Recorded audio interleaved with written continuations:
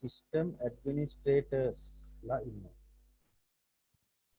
එතන මෙන්න මේ අයට තමයි ජීවාංග කියලා කියන්නේ.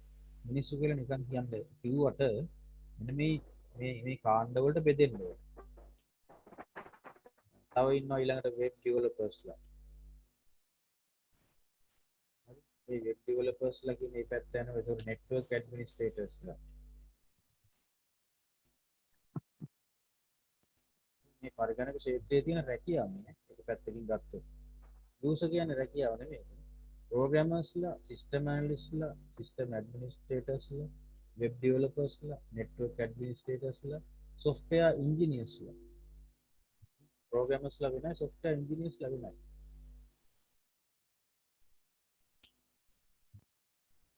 ඔයාලට තමයි කියන්නේ. ඇයි? desktop publishersලා.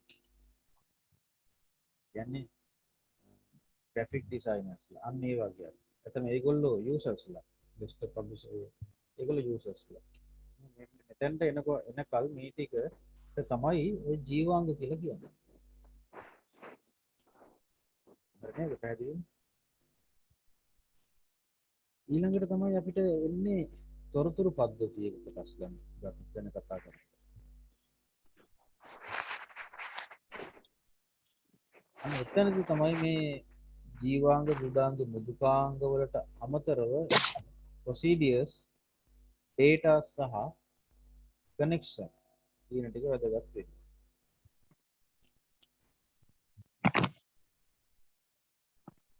හරි. මම හිතන්නේ මේ ටික මම කලින් කතා කරලා තියෙනවා.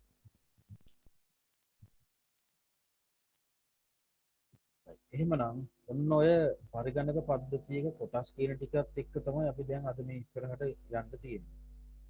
දත්ත සහ තොරතුරු තියෙනවා. ඒ දත්ත සහ තොරතුරු ඇතුළත් කරන්න වෙන්නේ සිද්ධ වෙන්නේ අපිට හાર્ඩ්වෙයාර්ස් වලින්. දත්ත සකස් කරන්න සිද්ධ වෙන්නේ හાર્ඩ්වෙයාර් සහ සොෆ්ට්වෙයාර් වලින්. තොරතුරු එළියට ගන්න සිද්ධ වෙන්නේ හાર્ඩ්වෙයාර් වලින්.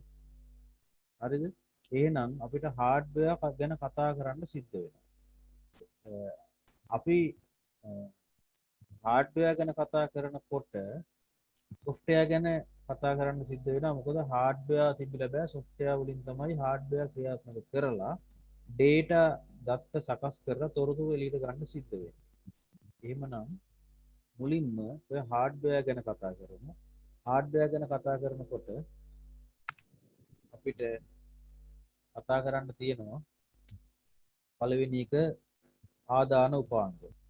ඇයි ආදාන උපාංග ගැන කතා කරන්නේ? දත්ත ඇතුළත් කරන්න ඒ ආදාන උපාංග අවශ්‍යයි. එහෙමනම් මට කියන්න ආදාන උපාංග තියෙනවා නම් ඊළඟට දත්ත එළියට ගන්නත් උපාංග ඕනේනේ. ඒවට මොනවද කියන්නේ? ප්‍රතිදාන උපාංග. එහෙම නැත්නම් output devices. හරි. දත්ත ඇතුළත් කරලා පරිගණකය ඇතුළත එළියට දෙන්න කලින් දත්ත තියාගෙන ඉන්න තැනක් ඕනේ. ඒවට මොනවද කියන්නේ? తాවකාලිකව දත්ත තියාගෙන ඉන්න ඕනේ. RAM එක ROM එක අපි මෙහෙම කියමු. read on storage. A storage එක තමයි ඔය දැන් කිව්වේ RAM එක, ROM එක, hard disk එක ඒවා. හරි එහෙනම් ඔන්න දත්ත ඇතුල් කරන්න ඕනේ, දත්ත පිට කරන්න ඕනේ, දත්ත තියාගෙන ඉන්න ඕනේ తాවකාලිකව. තාම තොරතුරු වලට ආවේ නැහැනේ. දත්ත ඔය ටික කරලා ඉවර වෙලා දත්ත තොරතුරු බවට පත් කරන්න නම් එහෙමනම් ඒවටත් හાર્ඩ්වෙයාර් ඕනේ නේද? ඒවට කියනවා පාලන හා සැකසුම් උපාංග කියලා. අපි මේ එක එකක් ගැන කතා කරනවා. කටපාඩම් කරන්න යන්න එපා. එකිනෙකට එකක් බැඳිලා තියෙනවා. එහෙනම් මුලින්ම කතා කරපු අර දත්ත හා තොරතුරු කියන ස්ලයිඩ් එක ගැන කතා කරාට එකම එතන දත්තත් එක්ක මේ සැකසීම් එක්ක මේ තොරතුරු එක්ක බැඳිච්ච හાર્ඩ්වෙයාර් උපාංග තමයි මේ ටික. නේද? අපි data ගැන කතා කරාට වැඩක් නැහැ මෙන්න මේ ටික නැත්තම්. ඒක තමයි අපිට කතා කරන්න සිද්ධ වෙන්නේ මේ ටික. පාලන හා සැකසුම් උපාංග. එහෙමනම් දැන් මේ ටික එක්ක තව එකක් එකතු වෙනවා අපිට සංනිවේදන උපාංග communication devices. ඒ දුඩාංග කියන ඕනම එකක් මෙන්න මේ කාණ්ඩ පහට වැටෙනවා. පරිගණක ක්ෂේත්‍රයේ අපි කතා කරන දුඩාංග මෙන්න මේ කොටස් ටිකට වැටෙනවා. මේ පහට බෙදන්න පුළුවන්.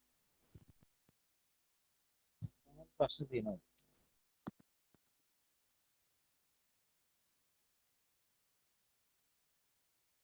මම පොඩි ප්‍රශ්නයක් අහන්න.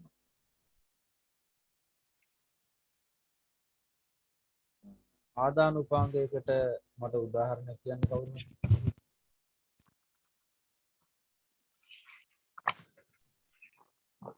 ආදාන උපාංගයකට ඉන්පුට් ඩිවයිස් එකකට කීබෝඩ් එක. අවුට්පුට් ඩිවයිස් එකකට printer එකක් print එකක්. හරි. ස්ටෝරේජ් ඩිවයිස් එකකට hard disk hard disk එක. පාලන හා සැකසුම් උපාංගයකට processing එකකට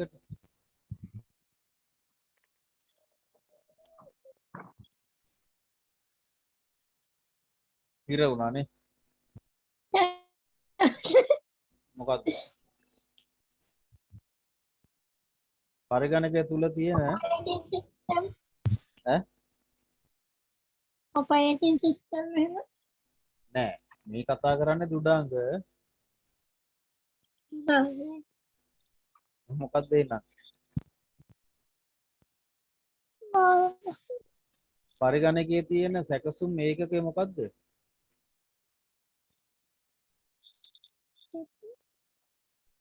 අපි කතා කරා නේද පරිගණක පරම්පරාවලදී රික්තක නල ට්‍රාන්සිස්ටර් සංගුහිත පරිපත මධ්‍ය සැකසුම් ඒකක කියලා. අපි මදර් බෝඩ් එක ගැන කතා කරා, ප්‍රොසෙසර් ගැන කතා කරා, CPU කියලා කතා කරා. එහෙනම් කම්පියුටර් එකේ සකසන්නා කවුද? CPU. central processing ඔව් මධ්‍ය සැකසුම් ඒකකයනේ. මම ඒ ඕක ඔය හිර වෙන එක දන්න හින්දා තමයි ඔක අහගෙන ආවේ. අනිත් ඔක්කොම දන්නවා. මේක මෙතෙන්ට ආවම හිර වෙනවා. දැන් හිර වෙන්න බෑ. පරිගණකයේ තියෙන සැකසීම් කරන දුඩාංගය තමයි CPU එක.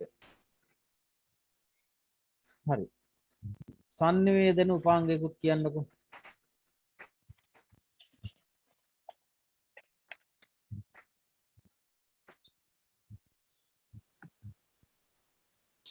රවුටර් දන්නවනේ රවුටර් කියලා හැමෝම කතා කරන නම නේද? දත්ත සංනිවේදන උපාංග රවුටර්. අපි බලමු මේවායේ පින්තූර ටිකක්.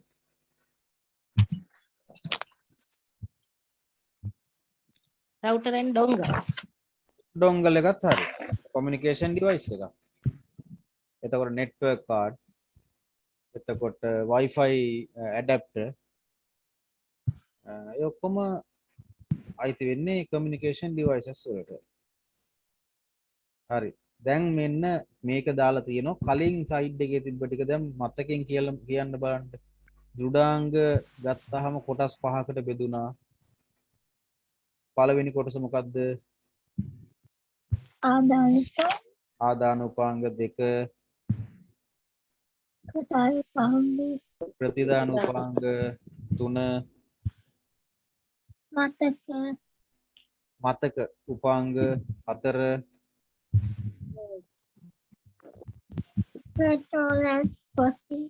පාලන හා සැකසුම් උපාංග 5 සංනිවේදන උපාංග. අමතක වෙන්න බෑ. ආදාන ප්‍රතිදාන මතක පාලන සංනිවේදන. එහෙම මතක තියාගන්න. ආදාන ප්‍රතිදාන මතක පාලන සංනිවේදන. කියමුද බලන්න පොඩ්ඩක්. ආදාන ප්‍රතිදාන මතක පාලන සංනිවේදන. සංනිවේදන. හරි. අමතක වෙන්න බෑ. අන්තිම දෙක අන්තිම තුන තමයි පොඩ්ඩක් ආදාන ප්‍රතිදාන දෙක නම් ඔන්න කටේම තියෙනවා. මතක කියන එක පොඩ්ඩක් මතක නැතු වෙනවා. පාලන සංවේදන. පාලන සංවේදන. මොනවා හරි කවියක් හරි හදාගෙන ඔය මතක තියාගන්න දුරදාන්න. පාලන සංවේදන. ආව. ඊට පස්සේ ওই දෙක එකකට දාගනි බලාගෙන. හරි. ආදාන උපාංග මේ තියෙන්නේ. එතකොට දැන් අමතක වෙන්න බෑ මේක දැක්කහම. ඔයාලා කියපු දේවල් ආදාන උපාංග ටික මෙතන තියෙනවා. මේ ටික මම විස්තර කරන්න යන්නේ නැහැ මොකද මේ විස්තර කරන්න ඉස්සරහට දේවල් තියෙනවා මේක පොඩි සරල දේවල් නෙමෙයි. මේ සියලුම දේවල් පරිගණකයට දත්ත ඇතුල් කරන දේවල්. අතුරු ප්‍රශ්නයක් අහනවා දැන්. පරිගණකයට ඇතුල් කරන දත්ත වර්ග මොනවද?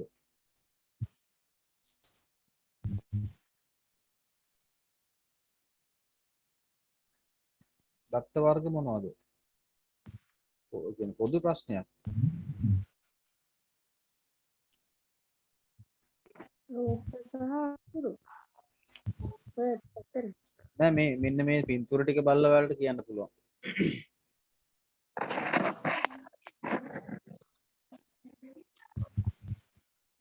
කැමරාවේ මොනවද අතුල් කරන්නේ?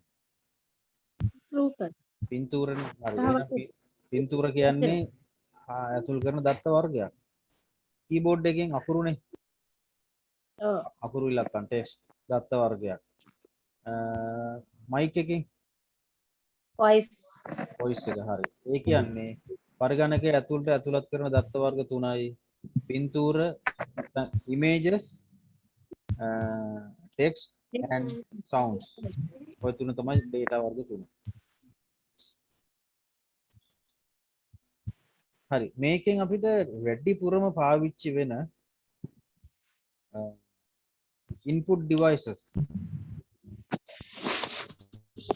දෙකක් තියෙනවා. text. input devices දෙකක් තියෙනවා. මොනවද? keyboard and mouse. keyboard and mouse. අනිත් ඒවා අපිට පාවිච්චි වෙන්නේ ටිකක් කලාතුරකින් වගේ. හරි. එහෙනම් keyboard එක ගැන පොඩ්ඩක් අපි බලමු. ඔයගොල්ලෝ අපි පාවිච්චි කරන keyboard එකේ යතුරු ආකාර 4ක් තියෙනවා. දන්න කෙනෙක් කියන්න බලන්න. keys කාණ්ඩ 4කට බෙදෙනවා. ඉලක්කම් ඉංග්‍රීසි අකුරු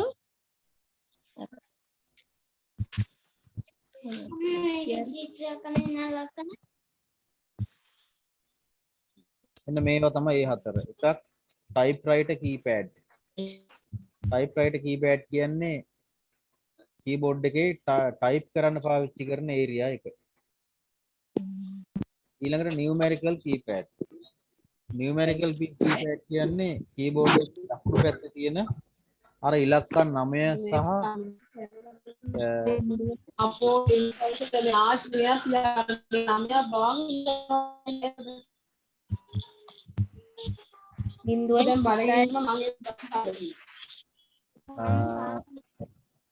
පසුබිම් ශබ්ද අපිට බාධාවක් පොඩ්ඩක් ටික මියුට් කරගන්න කතා කරන්න. අපි මොකද්ද කියන්නේ numerical keypad. numerical keypad එක කියන්නේ keyboard එකේ දකුණු පැත්තේ තියෙන 4 area එකේ තියෙන එකේ ඉඳලා 9 දක්වා තියෙන keys ටික ඇතුළුව ධන ඍණ වැඩි කිරීම බෙදීම enter ඒ තියෙන key ටිකට තමයි කියන්නේ numerical keypad එක කියලා.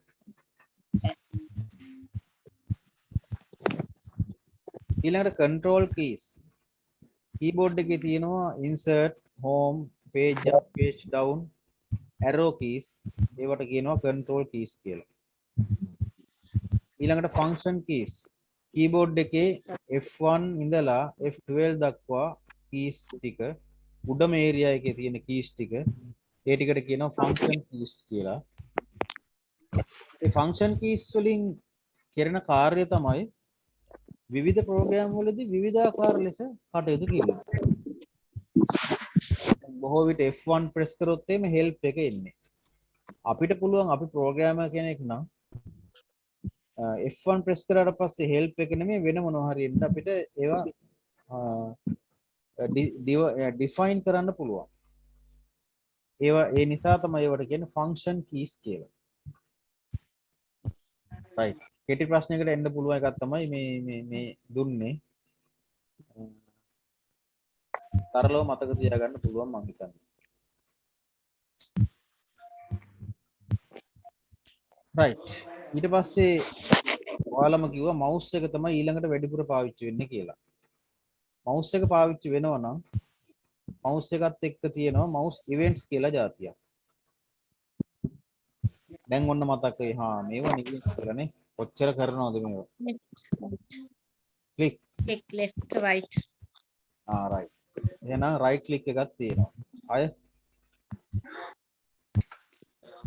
drag කර drag and drop. හරි. අය select select වෙන්නේ software එක මගේ. software select වෙන්නේ අදාළ software එක තුල. මම ඒ කියන්නේ දැන් word වල නම් select කරන්න mouse එක පාවිච්චි කරන් drag and drop නේ. drag and drop select වෙන්නේ. desktop එක උඩ icon එකක් උඩ click කරලා drag and drop කරොත් ඒ icon එක තව තැනකට ගිහිල්ලා වැටෙනවා. එතනදී වෙනස්. නමුත් එකම mouse event එක. ඒ double click නේද? double click කරනකොට අපි ඕනම program එකක් load කරගන්න නම් අපි double click කරනවා. ඊළඟ එක triple click. ඔයාලගේ අතින් නම් ටිකක් අඩුවෙන් ඕක වෙනව ඇත්තේ. word document එකක් open කරගෙන ඡේදයක් මැද mouse එක තියලා වම් පැත්තේ බටන් එක තුන් පාරක් ටිකිස් ගාලා ක්ලික් කරන්න බලන්න මොකද වෙන්නේ කියලා. මම දැන් කියන්නේ නැහැ මොකද වෙන්නේ කියලා. ඔයාලා හෙට ගිහිල්ලා කරලා බලන්න. නැත්තම් දැන් කම්පියුටර්ස් වලින් ලොග් වෙලා ඉන්නවනම් කරලා බලලා දැන් මට කියන්න. triple click එක. ඊළඟට scroll බටන් එකෙන් සිදු කරන ක්‍රියාකාරීත්වය scrolling. ඒකට scrolling කියන්නේ. ඒ ටික තමයි mouse events කියලා කියන්නේ. හරි. මොනවා හරි ප්‍රශ්නයක් තියෙනවද අහන්න?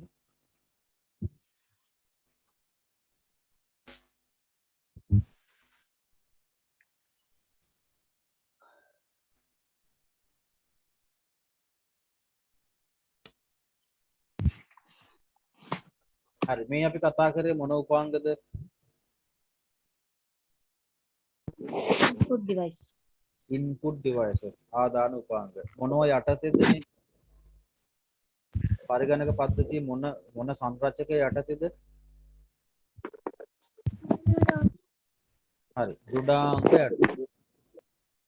එතකොට දෘඩාංග යටතේ කතා කරන පළවෙනි එක අපි කතා කරා ආදාන උපාංග. එහෙනම් ඊළඟට කතා කරන්න තියෙන්නේ මොකද්ද? ප්‍රතිදාන උපාංග. හරි. මේ තියෙන්නේ ප්‍රතිදාන උපාංග. මට කියන්න මේ ටිකෙනුත් මේ ටික සියල්ලම දැන් ඔයාලා හඳුනනවනේ. මම අමුතුවෙන් ලොකුවට විස්තර කරන්න යන්නේ අපරාධ වෙලාව. වෙබ්කෑම් එක එතන වෙබ්කෑම් එක ප්‍රතිදාන නෙමෙයි. ස්පීකර් ප්‍රතිදාන, මොනිටර් ප්‍රතිදාන, මයික්‍රොෆෝන් නෙමෙයි මෙතන හෙඩ්ෆෝන්, printer ප්‍රතිදාන. ඒ ටිකම විතරයි මේ වෙබ්කෑම් ප්‍රතිදාන නෙමෙයි. වෙබ්කෑම් අයිති වෙන්නේ ආදානනේ. හරි. ගැටලුවක් කරගන්න එපා. හදිසියේ හැදුවේ ඊයේ තමයි මේ ස්ලයිඩ් එක හැදුවේ. එතකොට පින්තූරේ ගත්තා මිසක් පින්තූරේ එකින් එක තිබ්බේ මොනවද කියලා මට බලා ගන්න පොඩ්ඩක් බැරි වුණා. හරි. මට කියන්න මෙතනදී වැඩිපුරම පාවිච්චි වෙන ප්‍රතිදාන උපාංග දෙක මොකක්ද කියලා? මොනිටර් එක සහ printer එක.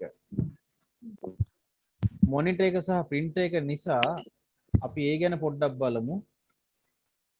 පරිගණක තිර වර්ග 3යි. දන්න අය ඉන්නවනම් කියන්න.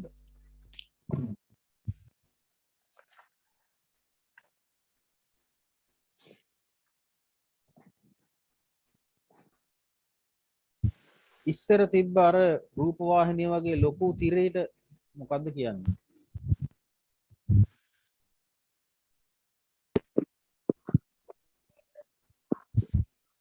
ඒ ඔව් ඒ තිරයට කියනවා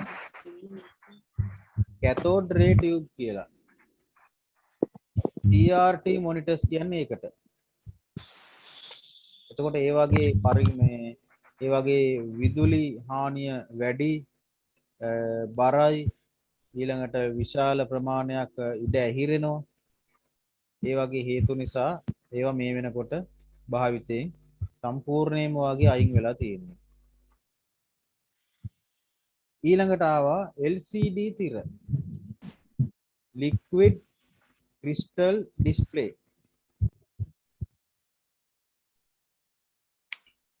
LCD තිර. ඊළඟට ආවා LED තිර. right. ඔන්න ඔය තිර වර්ග තුන තමයි තියෙන්නේ. ඊළඟට අපි කතා කරලා ඔයාලම කිව්වා මොනිටර් ඊළඟට වැඩිපුරම පාවිච්චි වෙන්නේ printers කියලා. printers වර්ග දෙකයි. මොනවද? laser එකයි.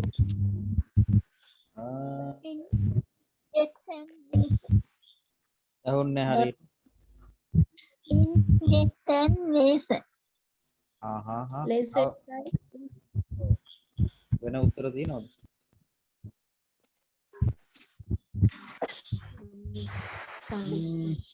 වර්ග දෙක මෙන්න මේවා. පළවෙනි එක තමයි සංඝට්ටන වර්ගයේ. ඔෆිස් වල තියෙන්නේ කර දඩබඩ ගාලා වදින printer එක.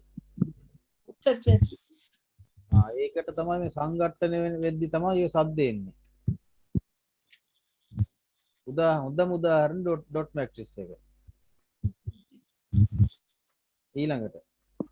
ඊළඟ printer එක තමයි සංඝට්ටන නොවන. ඔයාලා ඔය කියපු එකම අයිති වෙන්නේ සංඝට්ටන නොවන. දැන් ලේසර් printer එකකින් print වෙනකොට අර මේ සංඝට්ටන වෙන සද්ද ඇහෙනවද? එහෙම ඇහෙන්නේ නැහැ. inkjet printer එකකින් print වෙනකොට සංඝට්ටන වෙන සද්ද ඇහෙන්නේ නැහැ. ඉතින් ඒ නිසා වර්ග දෙකයි. ඒ වර්ග දෙක තමයි සංඝට්ටන සහ සංඝට්ටන නොවන.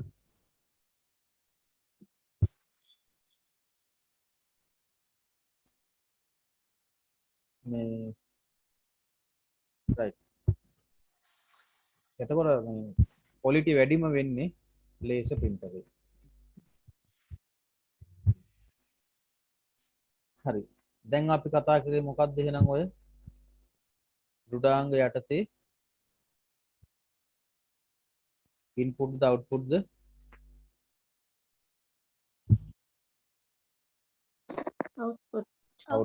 output device. ඊළඟ එක මොකක්ද එහෙනම් තුන්වෙනි එක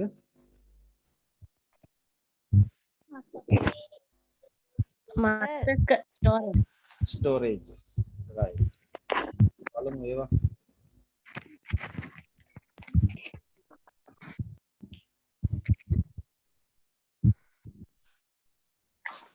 මේ තියෙන්නේ storage devices. බලන්න ඔයාලා දන්න ඒවත් ඇති නැති ඒවත් ඇති මෙතන.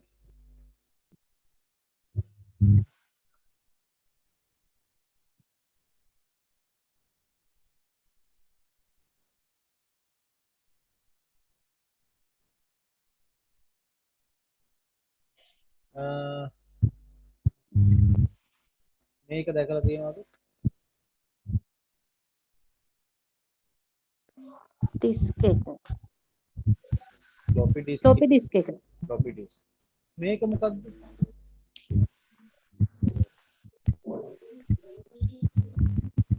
මොක දැකලා නැහැ ගොඩක් අය.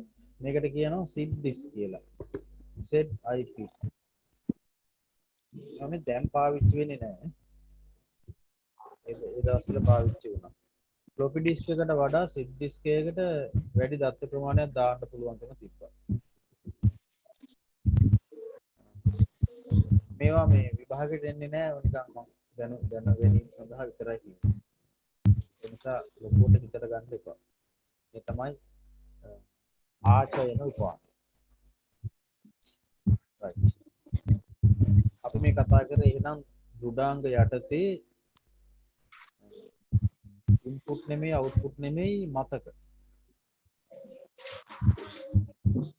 එතකොට පොඩි සංසන්දනයක් කරලා බලමු අපි මේ මතක උපාංග ගැන.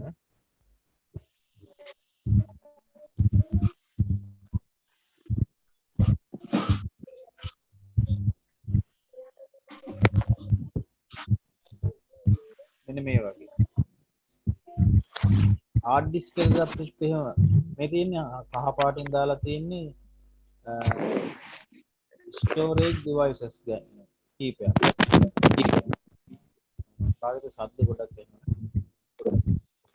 එතකොට hard disk එක CD DVD සැනෙලි මතකය. සැනෙලි මතකය කියන්නේ මොකක්ද?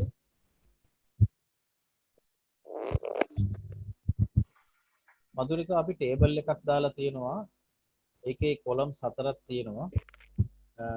ඒ කොලම්ස් 4 දාලා තියෙනවා hard disk සංයුක්ත තැටි DVD සැනෙලි මතකය කියලා. මාතෘකා 4.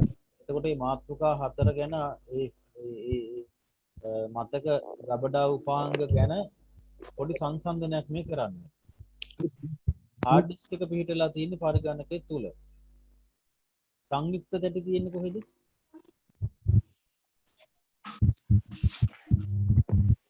පරිගණකයෙන් පිටත. DVD තියෙන්නේ පරිගණකයෙන් පිටත. සැනෙලි මතකය කියන්නේ මොකක්ද? ඉංග්‍රීසියෙන් මොකක්ද කියන්නේ සැනෙලි මතකය කියන එක? ඔය වචන කොහොම හදාගත්තද මම නම් දන්නේ නැහැ. ෆ්ලෑෂ් ඩිස්ක් කියලා කියන්නේ ෆ්ලෑෂ් මෙමරි කියලා කියන්නේ පෙන් ඩ්‍රයිව් එක. හරි සැනෙලි මතකය කියන්නේ පෙන් ඩ්‍රයිව් එකට. එතකොට මේ ඔක්කොම තියෙන පිටත hard disk එක විතරයි පරිගණකයේ තුල තියෙන්නේ. hard disk එක සාමාන්‍ය ධාරිතාවය ගිගාබයිට් 500ක් 1000ක් 2000ක් විතර වගේ වෙන්න පුළුවන්. නමුත් සංයුක්ත තැටියක ධාරිතාවය මෙගාබයිට් 700ක් වගේ පොඩි ප්‍රමාණයක්. hard disk එකකට සාපේක්ෂව බැලුවොත් එහෙම මෙගාබයිට් 700ක් වගේ පොඩි ප්‍රමාණයක්. DVD එකක් ගත්තොත් එහෙනම් මම ඉස්සෙල්ලා කිව්වා 4.7ක් වගේ ප්‍රමාණයක්. ඊළඟට ෆ්ලෑෂ් ඩිස්ක් එක ගත්තොත් එහෙම සාමාන්‍යයෙන් ගිගාබයිට් 1ක් 2ක් 3ක් 8ක් 16ක් 128ක් වගේ ප්‍රමාණයක් වෙන්න පුළුවන්. හරි ඒක පොඩි සංසන්දනයක්. ඒක ධාරිතාවය කියන්නේ. ඊළඟට hard disk එකේ මිල ගත්තොත් පොඩි සංසන්දනයක් කරලා තියෙනවා. hard disk එක සාමාන්‍යයෙන් කීයක් විතර වේද ඔයාලා දන්න හැටියට කියන්න බලන්න. 500 GB RAM මෙතන මම දැන් දාලා තියෙනවා. 1 TB විතර hard disk එකක් කීයක් වේද?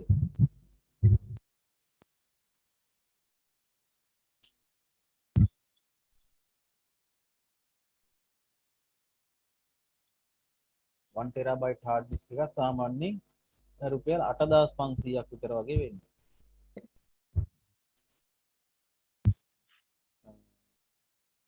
ටෙරාබයිට් 4 විතර hard disk එකක් වෙනවා රුපියල් 24500ක් 25000ක් වගේ. වර්තමානයේ නම් ඒක ඊටත් වඩා වැඩි වෙයි. මොකද ඉතින් මේ දැන් තියෙන මිලේ මාර වෙනසක් තියෙනවා. CD එකක් රුපියල් 20යි, DVD එකක් රුපියල් 30යි. ෆ්ලෑෂ් ඩිස්ක් එකක් සාමාන්‍යයෙන් රුපියල් 800ක් 3500ක් ඒ වගේ මිලකට තියෙනවා.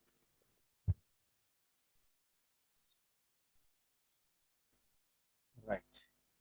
එතකොට සාමාන්‍යයෙන් hard disk එකක ජීව කාලය ගත්තොත් එහෙම සංයුක්ත තැටි සහ DVD වලට වඩා ජීව කාලය වැඩි කියලා කියන්න පුළුවන් hard disk එකේ. ඊළඟට සැනෙලි මතකය ගත්තොත් එහෙම ඉතින් සාමාන්‍ය මධ්‍යමයේ ජීව කාලයක්. ඔය හැම එකකම තියෙනවා කී පාරක් ලියන්න පුළුවන්ද කී පාරක් රීඩ් කරන්න පුළුවන්ද කියලා කියන යම්කිසි සීමාවල් තියෙනවා. අන්න ඒකට අනුව තමයි මම ඔය කිව්වේ වැඩිම හાર્ඩ් ඩිස්ක් එක තමයි වැඩිම ජීව කාලයක් තියෙන්නේ කියලා. හරි. මොනවා හරි ප්‍රශ්නයක් තියෙනවද අහන්න?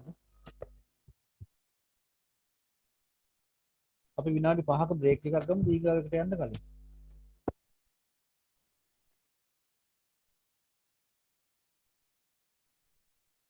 මොකද කියන්නේ?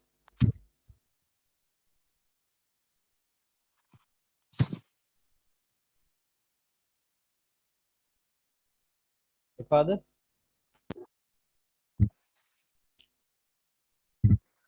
සර් ඔව්.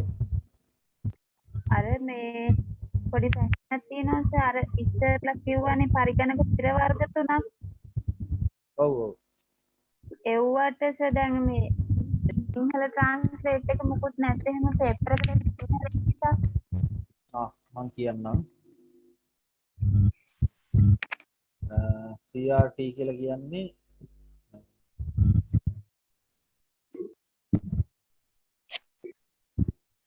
කැතෝඩ කිරණ නල කැතෝඩ කිරණ නල තාක්ෂණය කියන මොනිටර්ස් CRT.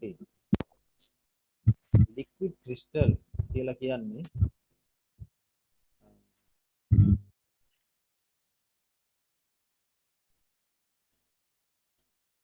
ද්‍රව ස්පටික තිර කියන එක.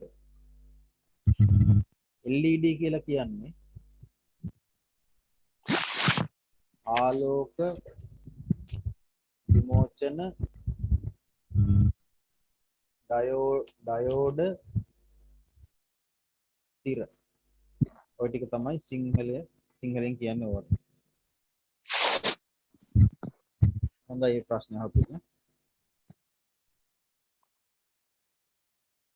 තව මොනවා හරි එහෙම අහන්න තියෙනවා නම් අහන්න.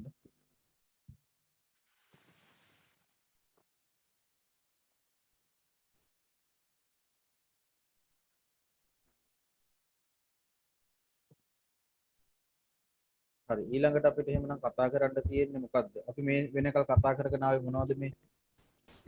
පරිගණකයේ සංරචක. නේද? පරිගණකයේ සංරචක විදිහට අපි hardware software liveware කතා කරා. ඒතර ඒකෙන් අපි hardware කියන ටික තමයි මේ අරගෙන දැන් කතා කර ඉන්නේ. hardware වලින් අපි ආදාන උපාංග කතා කරා. ඊට පස්සේ ප්‍රතිදාන උපාංග කතා කරා. ඊට පස්සේ දැන් මේ කතා කරලා ඉවර කරේ මතක උපාංග. ආදාන උපාංග. ඒ යටතේ කීබෝඩ් මවුස් දෙක ගැන කතා කරා.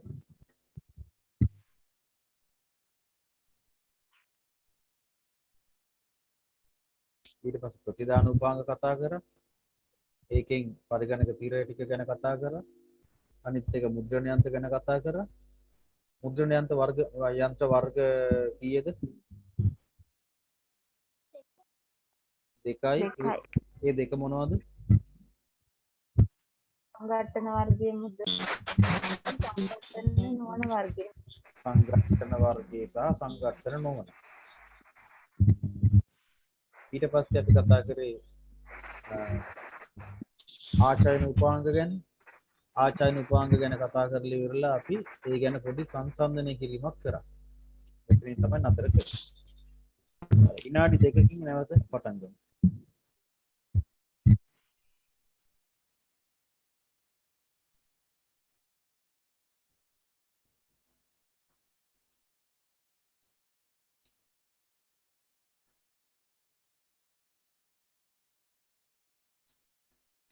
හරි. ඔය ටික තමයි කතා කරලා ඉවර කරේ.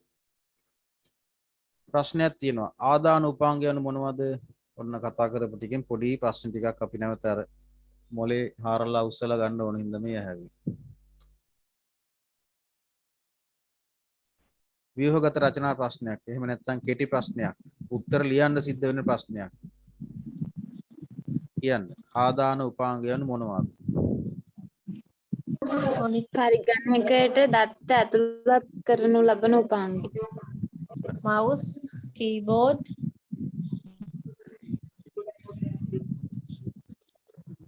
ආ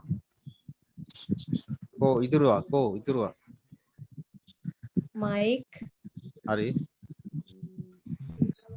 webcam scanner and scanner. හරි උත්තරේ හරි ගැටලුවක් නැහැ හොඳයි එතකොට ආදාන උපාංග යනු මොනවාද කියලා කිව්වට පස්සේ බහුවර්ණ ප්‍රශ්නයක් දීලා තිබ්බොත් මෙහෙම දත්ත ඇතුළත් කරන උපාංග වේ තොරතුරු ඇතුළත් කරන උපාංග වේ එහෙම තිබ්බොත් මොකක්ද වෙන්නේ තව උත්තර හතර පහක් උත්තරේ තියෙනවා. ආදාන උපාංග. උත්තරේ ආදාන උපාංග. නෑ මං අහන්නේ ආදාන උපාංග යනු මොනවද කියලා උත්තර හතරක් දීලා තියෙනවා බහුවර්ණ. පළවෙනි උත්තරේ දත්ත ඇතුළත් කරන උපාංග වේ. දෙවෙනි උත්තරේ තොරතුරු ඇතුළත් කරන උපාංග වේ. 3 4 උත්තර මොනවා හරි තියෙනවා. ඔය දෙකෙන් මොකද්ද හරි දත්ත ඇතුළත් කරන. දත්ත ඇතුළත් කරන උපාංග කියලා එන්න ඕනේ. ඒ වගේ ප්‍රශ්න තියෙන්න පුළුවන්.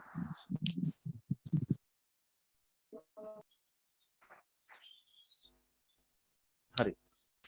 පරිගණකයේ බාහිරින් සවි කරන උපාංග කෙසේ හඳුන්වයිද?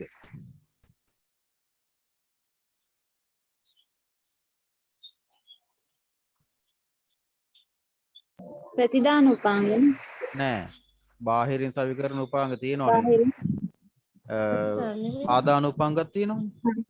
මයික් එකේ mic කියලා mouse. බාහිරින් සම්බන්ධ කරන උපාංග. මේවට කියනවා පෙරිපරල් කියලා. අර්යන්ත උපකරණ. ඔව්. එතකොට අර කියපුවා මෙතනට වැටෙනවා. ස්කෑනර් එක වැටෙනවා, මයික් එක වැටෙනවා, කීබෝඩ් එක, මවුස් ඒ ඔක්කොමත් මෙතනට වැටෙනවා ඈ. බාහිර තියෙන. හැබැයි ඒ පාලන සහ සැකසුම් උපාංග යටතටනේ CPU එහෙම වැටෙන්නේ නැහැ පෙරිපරල්ස් වලට. කම්පියුටර් එකේ තියෙන ඔය සිස්ටම් යුනිට් එකට පිටින් ජැක් වලින් ගහන ඒවා තමයි පෙරිපරල්ස්.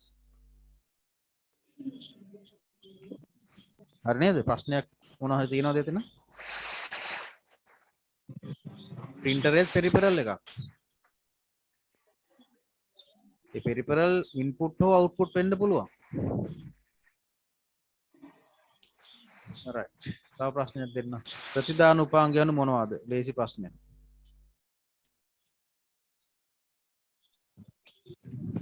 monitor, ප්‍රතිදාන උපාංග යනු මොනවද කියලා අහන්න.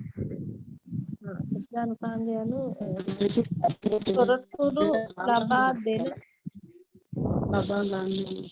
තොරතුරු පිටතට තොරතුරු ලබා දෙන උපාංග තමයි ප්‍රතිදාන උපාංග කියන්නේ. ඒක වෙන්න පුළුවන් ස්පීකර්ස් වෙන්න පුළුවන් ඩිස්ප්ලේ යුනිට් වෙන්න පුළුවන් එහෙම නැත්නම් මොනිටර් වෙන්න පුළුවන් printer වෙන්න පුළුවන් printer, වෙන්න පුළුවන් ඔය ටිකට අමතරව තව ඔයාලා දන්න ප්‍රතිදාන උපාංග තියනවාද හෙඩ්ෆෝන් වෙන්න පුළුවන්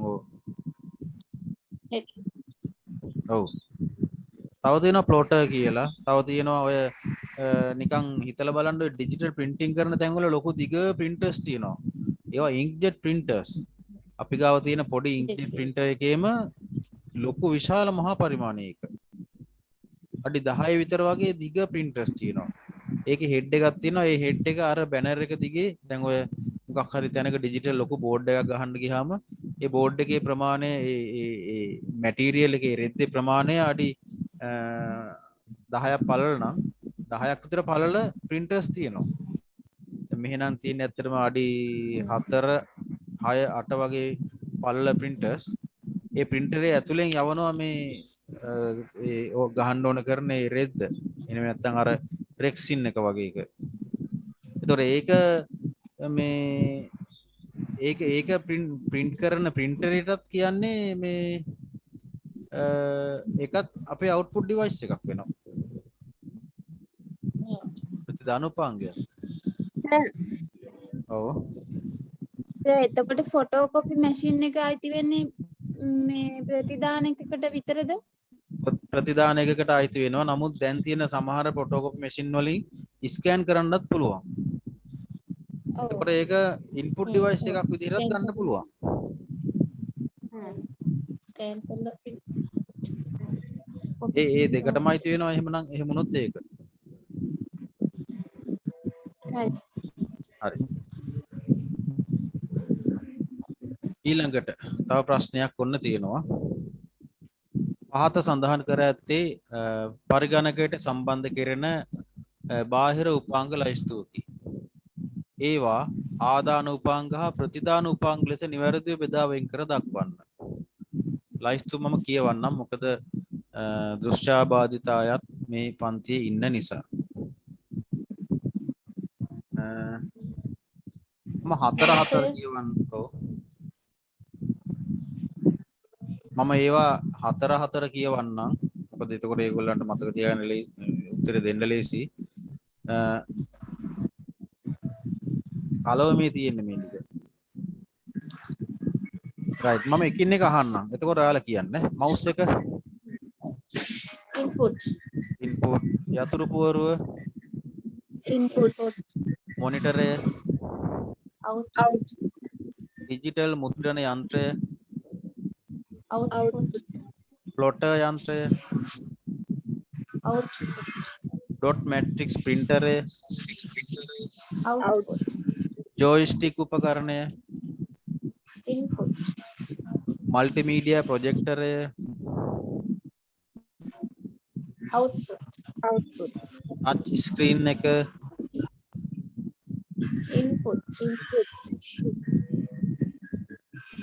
ඉන්පුට් සහ අවුට්පුට් දෙකම මයික්‍රොෆෝනය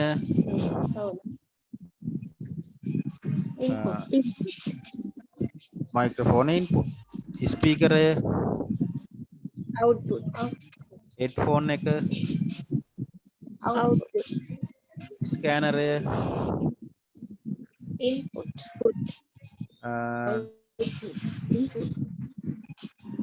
ටැබ්ලට් PC එකක ටච් ස්ක්‍රීන් එක ඉන්පුට් අවුට්පුට් දෙකම හවු හරි ලයිට් පෙන් එක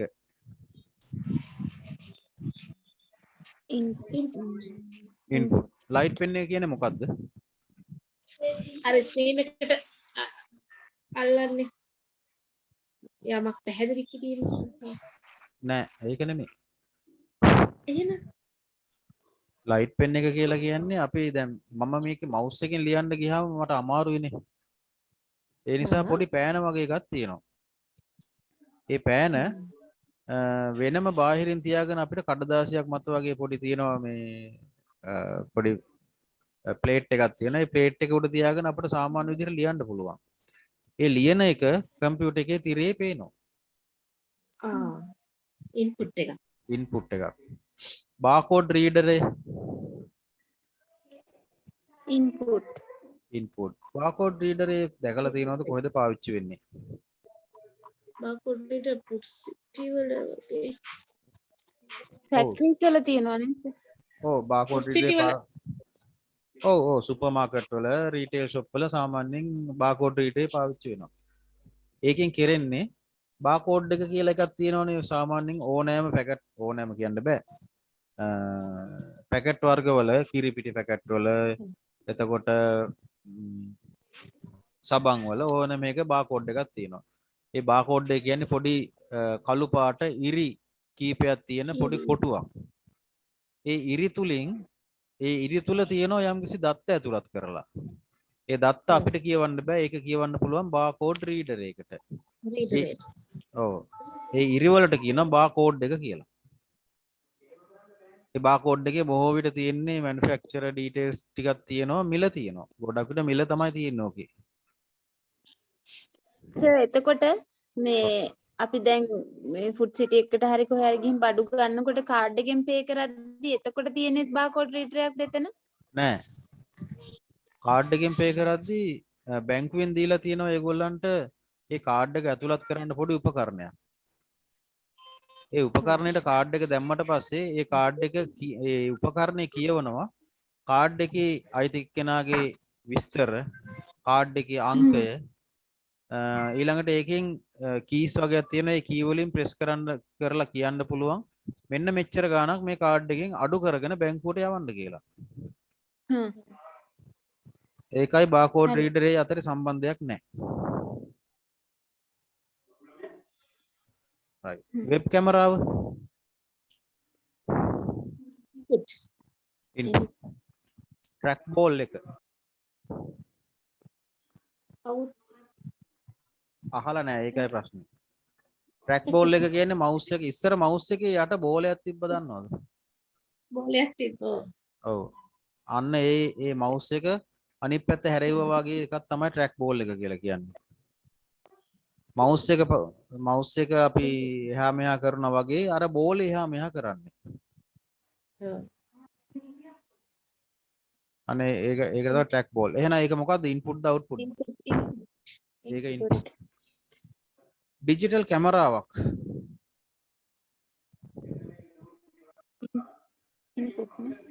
Input. input. එහෙමනම් වීඩියෝ කැමරාවත් අනිවාර්යයෙන්ම වීඩියෝ කැමරාව මොකද්ද? ඉන්පුට්. input. හරි. මෙතනින් අපි අවසන් කරනවා පරිගණක දෘඩාංග ගැන කතාව. සර් පොඩි ප්‍රශ්නයක් තියෙනවා. අහන්න. සර් දැන් මේ වගේ ප්‍රශ්නයක් ඇහුවාම පේපර් එකේ දැන් මෙතන ආදානුපාංග ප්‍රතිදානුපාංග වෙන් කරන්න කියලානේ තියෙන්නේ. ඔව්. එතකොට ටච් ස්ක්‍රීන් එක වගේ දෙපැත්තටම යන එක ඒක දෙපැත්තටම වෙන් කරන්න ඕනේද එතකොට? බය වෙන්න එපා. ඔහොම ප්‍රශ්නයක් අහනවා නම් විභාගෙට ටච් ස්ක්‍රීන් එක දෙන එකක් නැහැ. හ්ම්. මම උගන්වන්න ඕන හින්දා තමයි දාලා තියෙන්නේ. ඔව්. හරි. හරි. වෙන මොන හරි ප්‍රශ්න තියෙද? දැන් මේ දක්වා අපි කතා කරේ පරිගණක පද්ධතියක කොටස් වල දෘඩාංග කියන පැත්ත. ඊළඟට අපිට ඉතුරු වෙන්නේ මොකද්ද? මෘදුකාංග කියන පැත්ත. හරි.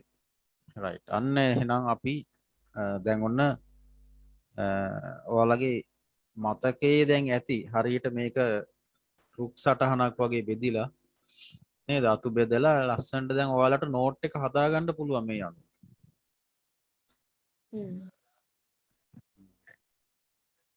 පරිගණක පද්ධතිය ඊළඟට පරිගණක පද්ධතිය බෙදුවා තුනට හાર્ඩ්වෙයාර් සොෆ්ට්වෙයාර් ලයිව්වෙයාර් කියලා බෙදුවා.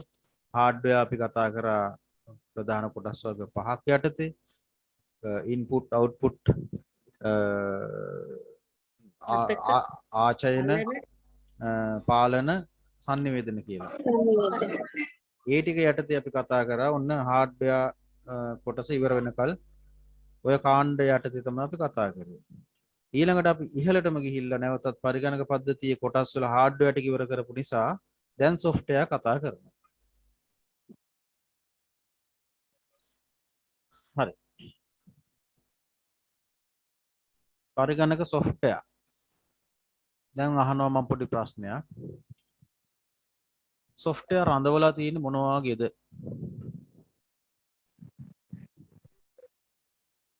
හાર્ඩ්වෙයාර් වල. හાર્ඩ්වෙයාර් වල. හાર્ඩ්වෙයාර් පාලනය කරන්නේ මොන වගේන්ද?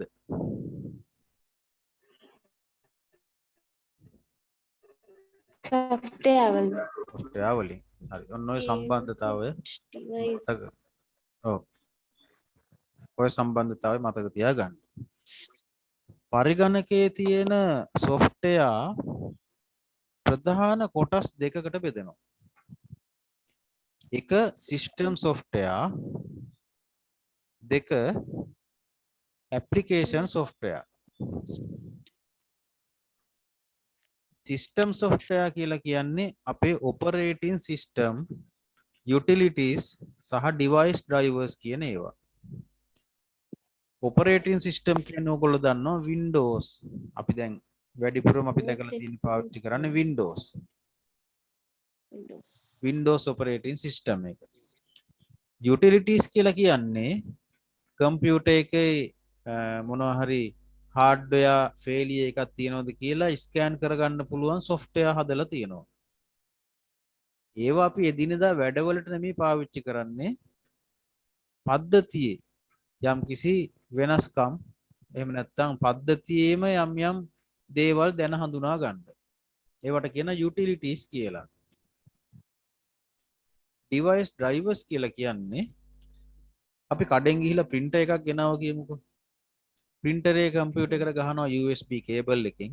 ගහලා printer එකට විදුලිය සපයනවා. විදුලිය සපයලා word වලින් print out එකක් ගන්න ගියාම print වෙන්නේ නැහැ. ඇයි? හේතුව තමයි Windows කියන operating system එකට printer එකක් සම්බන්ධ කරා කියලා කියන්න කෙනෙක් නැහැ. ඒ කියන කෙනාට කියනවා අපි device drivers කියලා. printer එකට අදාළව නම් printer drive එක කියලා කියනවා.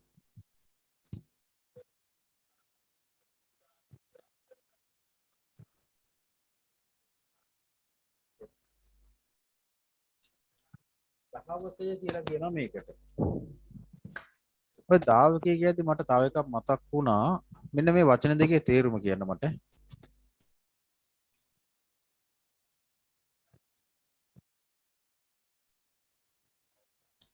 drive and driver. ඕක ඇහෙන වචන දෙයක්. නමුත් කට්ටිය වරද්දාගෙන ඉන්න වචන දෙයක් ඔය. drive එක කියන්නේ මොකක්ද? drive එක. ඔව්. ඒක සාමාන්‍ය ව්‍යවහාරෙදී මේක. කම්පියුටර් ලෝකෙදී drive එක සහ driver එක කියන්නේ මොකක්ද? ධාවනය සහ ධාවකයා. ධාවකයා. drive එකකට උදාහරණයක් කියන්න මට. pen drive එක. driver එකකට උදාහරණයක්.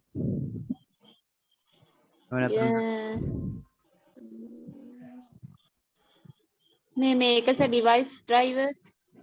device drivers. එතකොට මේක අහලා නැද්ද? CD drive එක කියලා. pen drive එක, CD drive එක. drive එක, hard disk drive එක. එතකොට floppy disk drive එක. නිකන් මේ ටික කිව්වහම ඒ ටිකේ යම්කිසි ගුණාංගයක් තියෙනව නේද මොකක් හරි? දැන් hard disk drive එක, pen drive අරගෙන යන්න. නෑ ඒක නෙමෙයි. අද කතා කරපු දේවල් වලින් එක ගොඩකට වැටෙනවා ඕක. ඒකයි මම ගන්න හැදුවේ උත්තරේ. ඒ කියන්නේ output නෑ. ධාවකය. floppy disk drive එක කියනවා. DVD ඒ කියන්නේ සර් set කරන දෙයක් නේද ඒක? නෑ. එළියේ මොකද අර කියන වචනයක් කිව්වස. මේ peripheral drive කියන්නේ වගේ මොනවා හරි රඳව ගන්නවා සර්. peripheral නෙමෙයි sir. peripheral කියන කතාව දත්ත රඳවා ගන්නවා. peripheral නෙමෙයි sir. peripheral කියන කතාව නෙමෙයි මම මේ කියන්නේ. ඔව්. hard disk drive එක කියන්නේ peripheral එකක් නෙමෙයිනේ. ඒක කම්පියුටරේ ඇතුලේ තියෙන්නේ. ඇතුළේ තියෙන එකක් නෙමෙයි. ඔව්. ඒ storage එකක් කියන එක. storage එකක්. නෑ නෑ. Sir DVD drive, CD drive. මං කියන්නේ චුට්ට වෙනස. හා කියන්න. drive කියන්නේ data රඳව ගන්න තැන. drivers කියන්නේ ක්‍රියාත්මක වෙන එක software ක්‍රියාත්මක වෙන තැනක්ද සර්? එහෙම වෙනසක්ද? එහෙම වෙනසකුත් නෙමෙයි. ප්‍රධානම දේ අපි අද කතා කරන ප්‍රධානම දේ ඔය. පරිගණක පිටින් සම්බන්ධ කරන්නේ. මොකද්ද? දත්ත සහ තොරතුරු ඔය දෙකේම දත්ත සහ තොරතුරු තමයි ඉතින් එහා මෙහා වෙන්නේ. ආදාන ප්‍රතිදාන එක සර්. ඒකත් නෙමෙයි.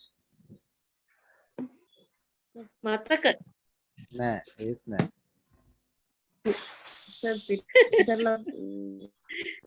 දෘඩාංග අන්න හරි. සම්බන්ධ කරන්නේ දෘඩාංගයි දෘඩාංග නවනයි. මේ softwareයි. drive කියන්නේ දෘඩාංග. driver කියන්නේ මෘදුකාංග. ඉතින් hardware software නේ. අපි අද දවසම කතා කරන්නේ ඕකනේ. drive කියලා කියන්නේ දැන් හිතන්නකෝ ඕගොල්ලෝම කිව්වා. pen drive එක අතට අල්ලන්න පුළුවන් දෘඩාංගය. hard disk drive එක කියන්නේ hard disk එක රඳවලා තියෙන ඒ hardware කොටස. එතකොට floppy disk drive එක කියන්නේ floppy disk එක ඇතුල් කරන්න පුළුවන් ඒ කොටසට. CD drive එක කියන්නේ CD එක දාන්න පුළුවන් අර කැරකෙන මෝටරේ තියෙන පොඩි CD ධාවකයට. ඒ ඔක්කොම hardware. හැබැයි driver කියලා කියන්නේ drivers කියලා කියන්නේ අනිවාර්යයෙන්ම මේ device drivers වලට. device drivers කියලා කියන එක වැටෙන්නේ අනිවාර්යයෙන්ම software ගොඩට. device drivers එකකට උදාහරණය තමයි printer driver. ස්කෑනර් එකත් එක්ක දෙන CD එකේ එනවා software එකක්. ඒකට කියනවා scanner driver කියලා. ඊළඟට වෙනත් ඕනෑම hardware ක්‍රියාකාරී උපාංගයක් සම්බන්ධ කරොත් එහෙම දැන් ඇත්තටම pen drive එක සම්බන්ධ කරත් pen drive එක හඳුනා ගන්නේ pen drivers වලින්. ඒ drivers වලට කියනවා software. ඒ කියන්නේ ඒවා system software. තව මොනවද උදාහරණ ගන්න පුළුවන්? කම්පියුටර් එකට සම්බන්ධ කරන්න පුළුවන් දේවල් වල drivers ඕන වෙන. scanner තියෙනවා, printers තියෙනවා, pen drive එකත් එහෙමයි. වෙන ඕනෑම උපාංගයක් එක්ක CD එකක් එනවා නම් ඒ CD එකේ තියෙන software එකක්. ඒ software එකට කියනවා ඒ device එකේ නමත් එක්ක ඇඳලා driver එක කියලා. හරිනේ? එහෙනම් ගැටලුවක් නෑ මං හිතන්නේ ඔතන දැන්. පැහැදිලි කරා වුණ. පැහැදිලි. ඔව්. අපි දැන් මේ කතා කරේ system software. system software වුණ වර්ග තුනකට බෙදුවා operating system utilities කියන එකට එන සිංහල නම ඒකට කියන්නේ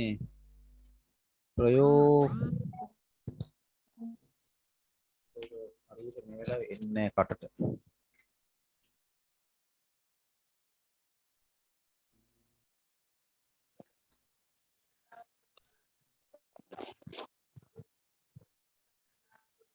ඒක මම කියන්නම් පස්සේ මතක් කරගෙන පද්ධති මුදුකාංග කියන්නේ සිස්ටම් software වලට කියන සිංහල නම තමයි පද්ධති මුදුකාංග.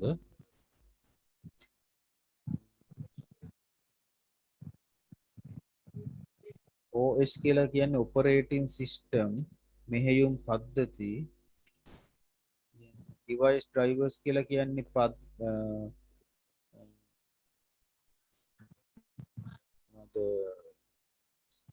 ඒ දහවක ඒකට කියන්නේ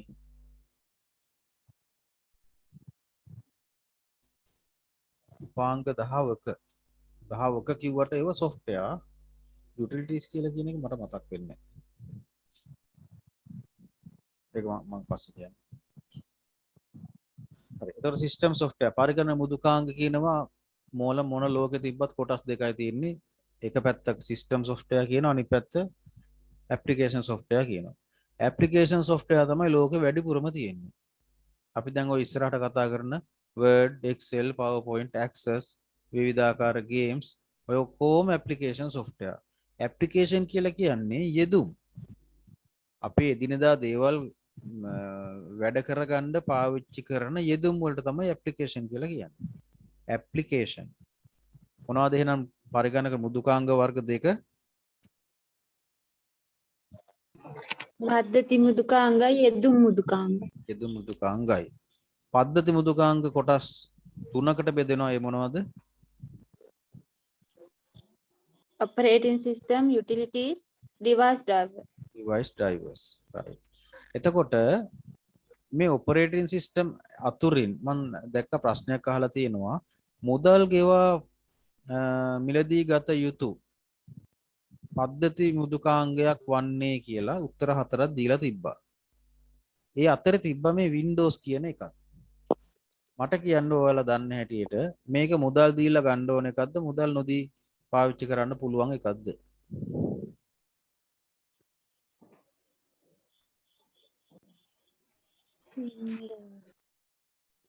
කියන්න බලන්න පාවිච්චි නම් කරනවනේ නේද ඕන තරම්.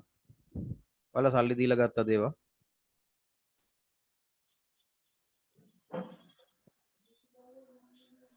Windows කියන එක Windows එක download ඒ ප්‍රශ්නේ උත්තර හතරෙන් එකක් තමයි Windows.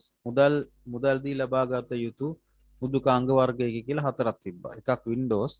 මං අහන්නේ Windows කියන එක මුදල් දීලා ගන්න ඕනද නැද්ද?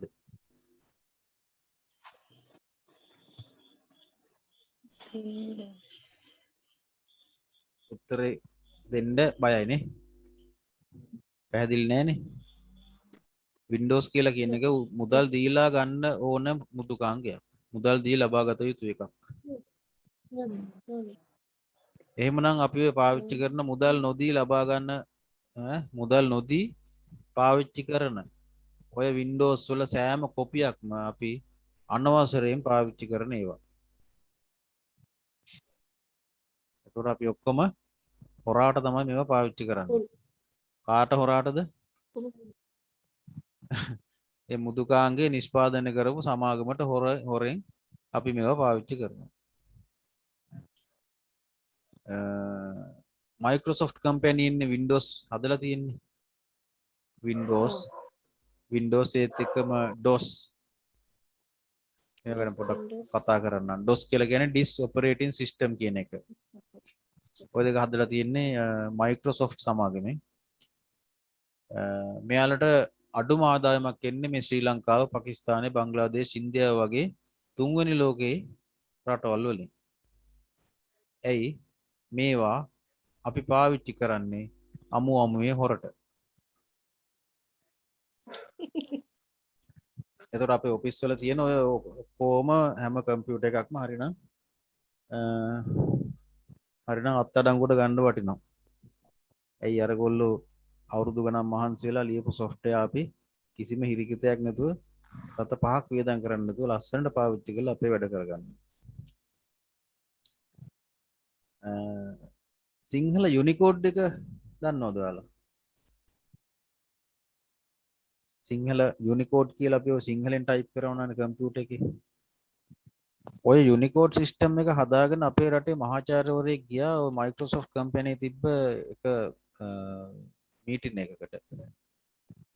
ඒ කොළඹ කැම්පස් එකේ ප්‍රොෆෙසර් කෙනෙක්. ඒ software යුනිකෝඩ් සිස්ටම් එක හදාගෙන යන්නේ සිංහල කියන සිංහල භාෂාව ඉස්සර ඉංග්‍රීසි ඔය ඔපරේටින් සිස්ටම් එකේ තිබ්බේ නැහැ. අනිත් ලෝකේ තියෙන බොහෝ භාෂාවල් තිබ්බා. ඉන්දියාවේ තියෙනවා උර්දු කියලා භාෂාවක්. ඒ උර්දු භාෂාව කතා කරන්නේ බොහොම ටික දෙනයි.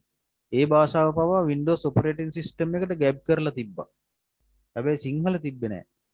ඉතින් අපේ ප්‍රොෆෙසර් සිංහල භාෂාව මේකට ඇතුල් කරන්න අවශ්‍ය කරන මෘදුකාංග පද්ධතිය සකස් කරගෙන ඒකට ගියාට පස්සේ කියලා තියෙනවා ඔබතුමාගේ රටෙන් අපට සත පහක්වත් එන්නේ නැහැ. ඒ නිසා ඔක ඇතුල් කරන්න බෑ කියලා.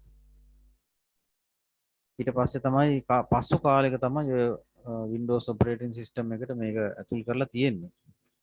ඇත්ත වශයෙන්ම ගත්තොත් එහෙම අන්තර්ජාලය තුල සහ මේ ලෝකයේ තුල සිංහල භාෂාවට තියෙන තැන ගත්තොත් එහෙම ඉතාම කනගාටුදායක තත්ත්වයක තියෙනවා. මෑතක් වෙනකල්ම Google Translator එකේ වෙබ්සයිට් තියෙනවනේ Google Translate එකේ සිංහල ට්‍රාන්ස්ලේෂන් එකක් තිබ්බේ නැහැ. මෑතකදී තමයි ඒක ආවේ. හැබැයි අපි අපේ රටේ ඉන්න ඔය මේ දමිළ ජාතිකයන්ගේ තවත් එක ඒ කියන්නේ ඉන්දියානු ජාතිකයන්ගේ තියෙනවා එක තවත් එක භාෂාවක් තියෙනවා තෙලිඟු කියලා. තෙලිඟු භාෂාව කතා කරන අයත් ඉතා කුඩා ප්‍රමාණයක්. එතකොට මේ තෙලිඟු භාෂාව පවා තිබ්බා Google වල. නමුත් සිංහල තිබ්බේ නැහැ. ඉතින් ඒක තමයි කියන්න තියෙන කනගාටුදායක කාරණේ. නමුත් දැනටත් ශ්‍රී ලංකාව කියන එක ඉන්ටර්නෙට් එකෙන් අයින් වෙන්න ශ්‍රී ලංකාවම තමයි ඒ කියන්නේ අයින් වෙන්න නෙමෙයි දැන් වෙබ්සයිට් ගත්තොත් එහෙම සිංහලෙන් තියෙන වෙබ්සයිට් හදන්න ඇත්තටම දැන් LK කියන ඩොමේන් එක LK කියන ඩොමේන් එක ගත්තොත් එහෙම ඒක ගන්න මිලදී ගන්න ඕන LK ඒ ඩොමේන් විකුණන්නේ අපේ ඒ කියන්නේ LK ඩොමේන් එක දෙන්නේ අපේ රටේම මේ රජයේ යම්කිසි ඩොමේන් දෙන තැනකින්. එතකොට මේ ඩොමේන් එක නිකුත් කරන්නේ අපේ රටේ LK ඩොමේන් එක නිකුත් කරන රුපියල් 3000ක් විතර ගන්නවා දැන්. නමුත් .com .org .info වගේ ඩොමේන් ගන්න රුපියල් 800යි 900යි 1000යි 1500යි ඒ වගේ. ඉතින් අපි වුණත් වෙබ්සයිට් එකක් හදන්න ගියාම LK ඩොමේන් එක ගන්න ගියාම ඔය කියන්නේ අවුරුද්දකට ගානේ. දැන් gov.lk එහෙම නැත්නම් මොනවාද hiru.lk එහෙම නැත්නම් derana.lk ඒවා ගන්න රුපියල් 3000යි ගන්න අවුරුද්දකට 3000ක් ගන්නවා. නමුත් .com එකක් ගන්න අපිට පුළුවන් රුපියල් 1000කට විතර. එතකොට ලංකාවේ වෙබ්සයිට් එක හදන කෙනා LK ඩොමේන් එකද ගන්න පෙළඹෙන්නේ .com එකද? .com එකට අනිවාර්යයෙන් යනවා ආර්ථික වාසියක් නිසා. ඒකෙන් සිද්ධ වෙන්නේ LK කියන ඩොමේන් වලට LK කියන ඩොමේන් එක ගන්න නැතුව .com එක ගත්තට පස්සේ වෙන්නේ LK ඩොමේන් අඩු වෙනවා ඉන්ටර්නෙට් එක තුල. LK ඩොමේන් අඩු වෙනවා කියන්නේ ශ්‍රී ලංකාව කියන එකේ නියෝජනය ටික ටික අඩු වෙනවා ඉන්ටර්නෙට් එක තුල. මේ තත්ත්ව ගැන කල්පනා කරලා නැහැ. හරි ඒව ගැන කතා කරන්න කිව්වොත් එහෙම සෑහෙන කාලයක් යයි. මේ ටික හරිය නේද? පරිගණක මෘදුකාංග වර්ග දෙකයි සිස්ටම් සොෆ්ට්වෙයාර් සහ ඇප්ලිකේෂන් සොෆ්ට්වෙයාර්. මම ඔයගලන්ට පොඩ්ඩක් පින්තූර ටිකක් පෙන්නන්නම්. මధుරිකා ඉන්නවද? ඉන්නවනේ.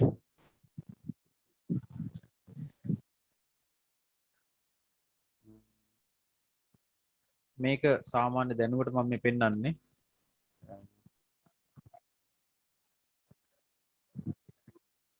ඔපරේටින් සිස්ටම් වර්ග දෙකක් තියෙනවා. එකක් තමයි command line operating system. අනිත් එක තමයි graphical user interface system. මේකෙන් command line operating system එකකට උදාහරණයක් කියන්න කිව්වොත් එහෙම ඔයාලා කියන්න ඕනේ MS DOS කියලා. Microsoft DOS. මේක තිබ්බේ 1900 බර ගණන් වල අපි පාවිච්චි කරලා තියෙනවා. මේක ගැන මම විස්තර කරන්න යන්නේ නැහැ. මේකෙදි දැන් වගේ mouse එක පාවිච්චි උනේ නැහැ. මේකෙදි ඒ වෙනුවට අපි commands මතක තියාගෙන ඉන්න ඕන වුණා. දැන් අපේ කම්පියුටර් එකේ තියෙන ෆයිල්ස් ටික බලා ගන්න ඕන නම් අපි mouse එක පාවිච්චි කරලා අපි ඕපන් කරගන්නවා ෆෝල්ඩර් එකක්. දැන් ඔයාලට පේනවා නම් මේ disk operating system එකේ DOS එකේ ෆෝල්ඩර් කියන එක පෙන්වන්නේ වරහන් දෙකක් ඇතුළත තියෙන dir කියන අකුරු තුනේ. dir කියන්නේ directory කියන එක. එතකොට my documents කියන්නේ directory එක. ඒ කාලේ ඉඳලා කම්පියුටර් පාවිච්චි කරන දැනටත් කියනවා ෆෝල්ඩර් එක කියන එක වෙනුවට directory කියලාත් කියනවා. ඒකේ වැරද්දක් නැහැ. right. එතකොට මේ command line operating system එකක් කියන්නේ මොකක්ද කියලා අහුවොත් මතක තියාගන්න DOS.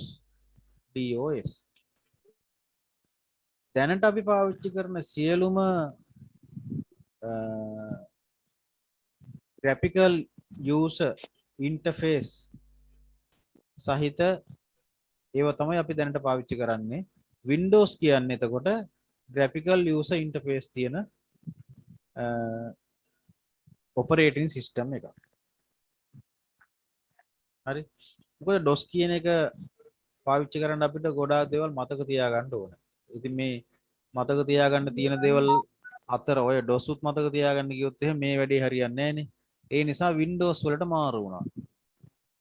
එතකොට MS DOS කියන එක පාවිච්චි වුණේ 1981 ඉඳලා 85 විතර අතර කාලය තුල.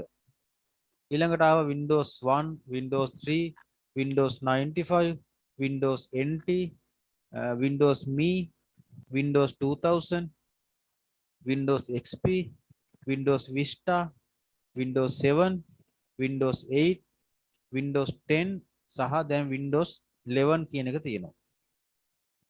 right එන්න මේ user interface වල තියෙන පහසුකම් වැඩි දියුණු කර තමයි මේ operating system වල පරිණාමය සිද්ධ වීගෙන ආවේ.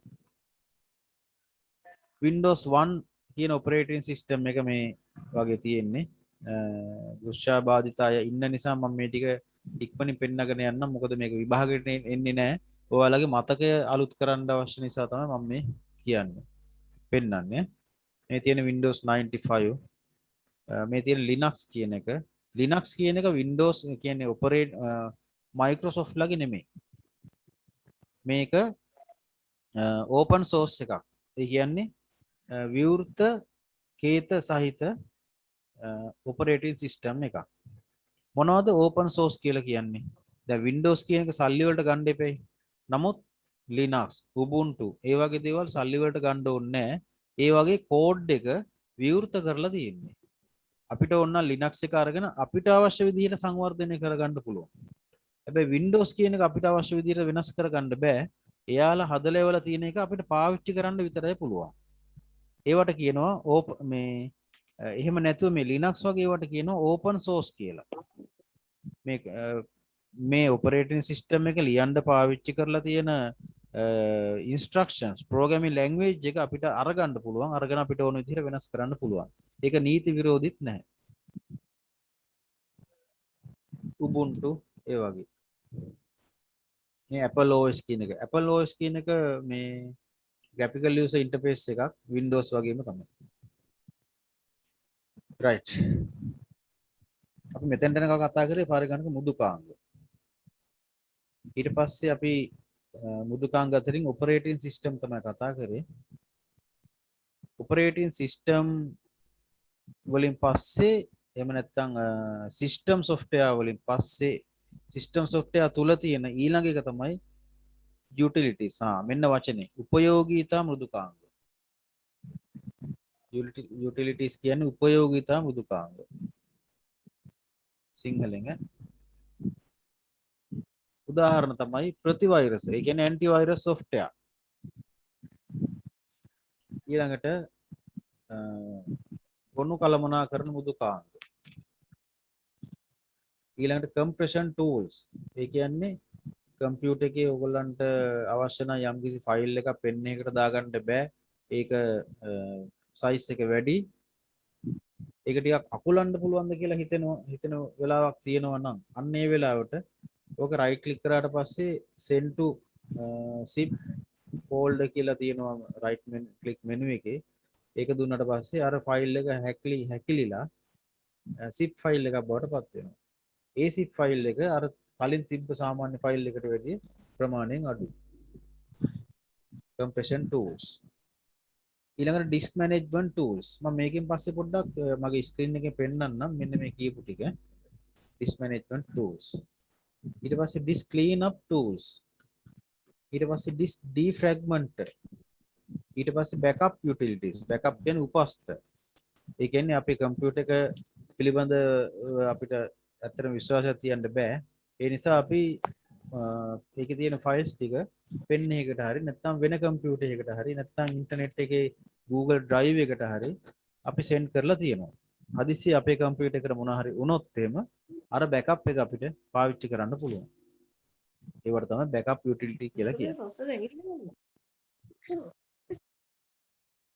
හරි.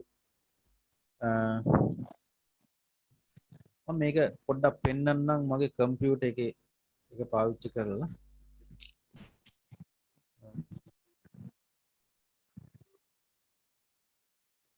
ස්ක්‍රීන් එක ෂෙයා කරලා. රයිට් මගේ ඩෙස්ක්ටොප් එක පේනව නේද? නෑ සර්. නෑනේ. පොඩ්ඩක්. ස්ක්‍රීන්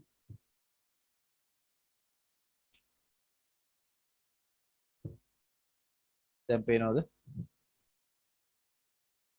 පේනවා. හරි.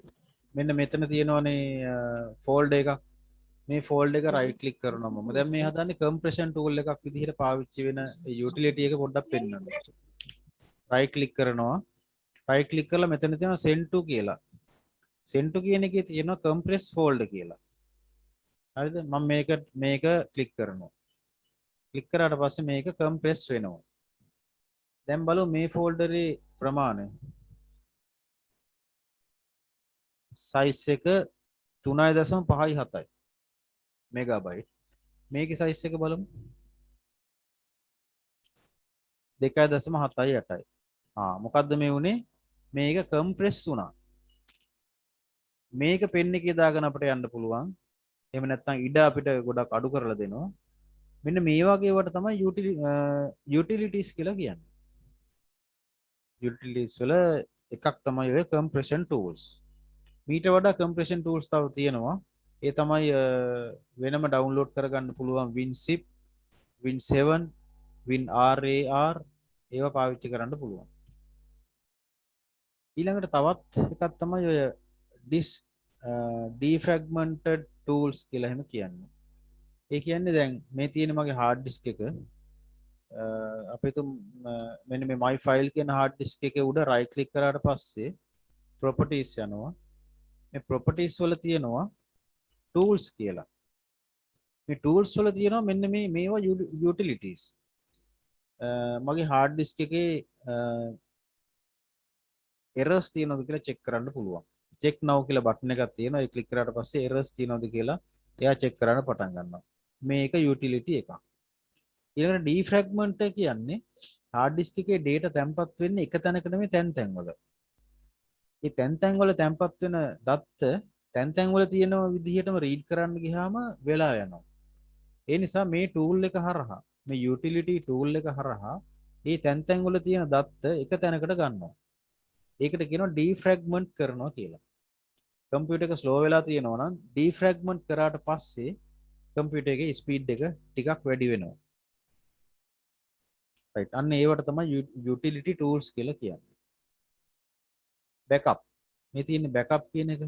ඒතර backup කියන බටන් එක ක්ලික් කරාට පස්සේ කම්පියුටර් එකේ තියෙන අපේ ෆයිල් සිස්ටම් එක වෙන තැනකට backup කරන්න පුළුවන්. ඉතින් ඕවා තමයි utilities කියලා කියන්නේ. මොනවා හරි ප්‍රශ්න තියෙනවද අහන්න? අපේ කාලය අවසానත් වුණා. පොඩි ප්‍රශ්නයක් දෙන්නම්. පරිගණකය තුල පිහිටි ගබඩා උපාංගයකි. උත්තර හතරක් තියෙනවා. 1 සැනෙලි මතක, 2 සංයුක්ත තැටි, 3 දෘඩ තැටි, 4 DVD.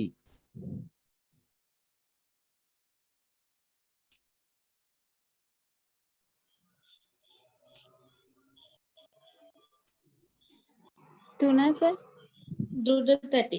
දෘඩ තැටි තමයි උත්තරේ. හරි. පරිගණක තුල. අනිත් ඔක්කොම පරිගණකයෙන් බාහිරව තමයි තියෙන්නේ. හරි. එහෙනම් මොන හරි ගැටලු තියෙනවා නම් අහන්න. නැත්නම් අපිට අද නවත්තන්න ඕනේ. ලබන පොඩි පණිවිඩයක් කියන්න තියෙනවා. මේ මම ලබන සතියේ බදාදා පටන් ගන්නවා ප්‍රශ්නම සාකච්ඡා කරන ක්ලාස් එකක්, අලුත් ක්ලාස් එකක්. මේකට මේකෙදි ඇත්තටම කරන්නේ මේ පාඩම පිළිවෙලින් ගලාගෙන යන එක නෙමෙයි මේ කරන්නේ. විභාගයේ අරමුණු කරලා බහුවර්ණ ව්‍යුහගත රචනා සහ අර විශාල ප්‍රශ්න. රචනා කියන්න බෑ, මේක රචනා දෙන්නේ නෑනේ. ලොකු ප්‍රශ්න. ඒ ටික සාකච්ඡා කරන එක කරන්නේ. ඒකෙදි මුළු විෂය කියන්නේ මේ මුල ඉඳලා පිළිවෙලට නෙමෙයි යන්නේ. යම් කිසි ප්‍රශ්නයක් සාකච්ඡා කරනවා දෙනවා, ඒ ප්‍රශ්නේ සාකච්ඡා කරනවා ඒකට අදාළ පසුබිමත් එක්ක. ඒ කියන්නේ මේ ෆීල්ඩ් එකේම තැන් වලින් ප්‍රශ්න එනවා, ඒ තැනට අදාළ පසුබිම හරියටම සාකච්ඡා කරනවා. ඒතකොට එහෙම ක්ලාස් එකක් කරන්න හිතාගෙන ඉන්නවා, රිවිෂන් එකක් වගේ. ප්‍රශ්න උත්තර බහුවර්ණත් එක්කම. ඒකට සම්බන්ධ වෙන්න කැමති නම් ඒකට සම්බන්ධ වෙන්න. හැබැයි ඒ ක්ලාස් එක නම් ටිකක් දැන් බාහිර අය සම්බන්ධ වෙන නිසා මම රුපියල් 1000ක විතර මුදලක් මාසෙකට අය කරලා තමයි කරන්න හිතාගෙන ඉන්නේ. ඔයාලා සම්බන්ධ වෙනවා නම් ඒකට 500ක් වගේ ගෙවන්න පුළුවන්. මේ ක්ලාස් එකටත් ඔයාලා එන හින්දා. කවුරු හරි දන්නා ඉන්නවා නම් ඒකට සම්බන්ධ කරන්න. දැන් මොකද විභාගයේ තියෙන නිසා ප්‍රශ්න සාකච්ඡා කරන්න සිද්ධ වෙනවා. තියරිම දිගටම ගදාගෙන ගිහිල්ලා ඉවරලා අපිට මේ කාලය තුල ඒක කවර් කරගන්න බෑ. මේ ක්ලාස් එක මම කොහොමත් ඒකට සම්බන්ධ වුණත් නැතත් මේ ක්ලාස් එක තුල ප්‍රශ්නත් එක්ක සාකච්ඡා කරනවා. එහෙම ගැටලුවක් නැහැ. අරක ඊට අමතරව කරන ක්ලාස් එකක්. ඉතින් ඒක තමයි කියන්න තිබුණු පණිවිඩේ. අපි එමනම් ලබන මේකේ මට කොටස් කීපයක් ඔන්න රෙකෝඩ් කරන්න බැරි වුණා. රෙකෝඩ් කරපු කොටස් ටික මම ෂෙයා කරන්නම් මේකේ ඉන්න අයට. මට ඊට කලින් මෙතන දැන් 7 දෙනෙක් ඉන්නවා. මේ 7 දෙනාම මගේ අර මම හිතන්නේ group එකේ ඇති WhatsApp group එකේ ඉන්නව නේද මේ 7 දෙනාම?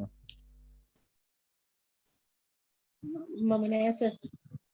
අද ජොයින් වුණේ. WhatsApp group එකේ නෙමෙයි join වුනේ නේ. නෑ. link එක ඒ කියන්නේ WhatsApp group එකේ නෙමෙයි link එක ආවේ පිටින් නේද? ඔව් පිටින් ආවා. හරි. මගේ නම්බර් එක තියෙනවද ඔයා ගාව? නෑ සර්. මගේ නම්බර එක ලියා ගන්න 071 WhatsApp නම්බර එක. ඔව්. 071 394 219. හරි සර්. හරි. ඔය අංකෙට මට WhatsApp message එකක් දාන්න මොකද්ද? රෙකෝඩින් එක එවන්න කියලා. හරි. හරි. මෙතන එහෙම කවුරු හරි මේ group එකේ නැත්තම් දාන්න මම ඒ අයට එවන්න. ඔව්. 394යි 19. මුල 07යි 1 4. හරි. 0.7 1 4යි 394යි 219. එතකොට මේ ඉන්න අයට විතරක් මම මේ රෙකෝඩින් එක එවන්නම්. සම්බන්ධ වෙච්ච අයට විතරක්. ඒ නිසා මට මේ අය මේ ක්ලාස් එක ඉවරෙච්ච ගමන් WhatsApp පණිවිඩයක් දාන්න රෙකෝඩින් කියලා. හරිද? එතකොට මම ඒ එවන අයට රෙකෝඩින් එක එවන්නම් YouTube එකට අද රෑ අප්ලෝඩ් කරලා හෙට වගේ එවන්නම්. හරි. මේ විදිහට කරගෙන යාම තුල ඕගොල්ලන්ට මොනවා හරි ප්‍රශ්නයක් තියෙනවද? මේ කරන විදිහ හොඳයිද? මොනවා හරි තියෙනවා නම් විවේචනයක් කරන්න බලන්න.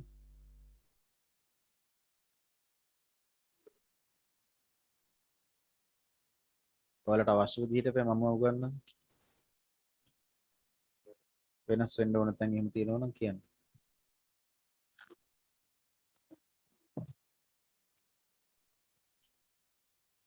මට නම් පැහැදිලි. අනිත් අය කොහොමද දන්නේ නැහැ ඔව්. පැහැදිලි සරලයි තේරෙනවා මතක හිටිනවා. නේ. හරි. එච්චර වෙන්න ඕන නේද? ඔව්. එහෙමනම් අපි එහෙනම් අද නවත්තමු. ලබන සතිය හම්බ වෙමු. අර මං කිව්වා වගේ මතක් කරලා රෙකෝඩින් කියලා මට WhatsApp message එකක් දාලා තියන්න. හරි. එහෙනම් සියලු දෙනාට සුබ රාත්‍රියක්. එසේම වෙනස්. ඒ